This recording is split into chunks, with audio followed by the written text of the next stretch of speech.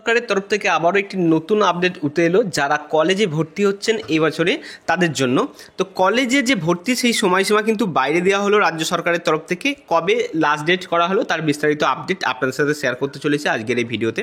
এখানে দেখুন, আজকে একটি প্রকাশিত হয়েছে একটি সংবাদপত্র, যেখানে রাজ্য সরকার আশা করেছিল মঙ্গলবার সুপ্রিম কোর্টে ওবিসি মামলার ফয়সলা হয়ে যাবে, আর রায় যাই হোক তা মেনে নিয়ে জেনারেল ডিগ্রি এবং ইঞ্জিনিয়ারিং কলেজে ভর্তি প্রক্রিয়া শুরু করবে তারা। তবে এতদিনে প্রধান বিচারপতি বিশেষ কারণে অনুপস্থিত থাকায় মামলার শুনানি হলো না।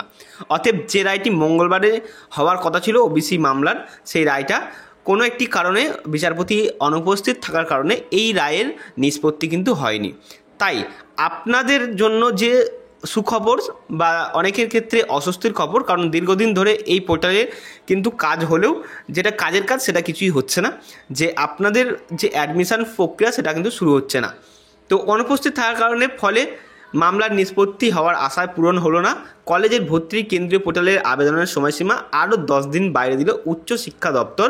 25শে জুলাই পর্যন্ত স্নাতক স্তরে ভর্তির জন্য আবেদন করতে পারবেন ছাত্রছাত্রীরা। অতএব বুঝতে পারছেন, যারা আপনারা স্নাতক স্তরের ভর্তির জন্য চেষ্টা করেছেন বা আবেদন করছেন, আরও 10 দিন বাইরে আপনারা 25 তারিখ পর্যন্ত আবেদন করতে পারবেন। এমনিতেই মঙ্গলবারই ছিল আবেদনের শেষ দিন। 22শে জুলাই মামলা শুনানি হতে পারে। ততদিন অবশ্য জয়েন্টের ফল প্রকাশে স্থগিত রাখতে হবে জয়েন্ট এক্সাম বোর্ডকে।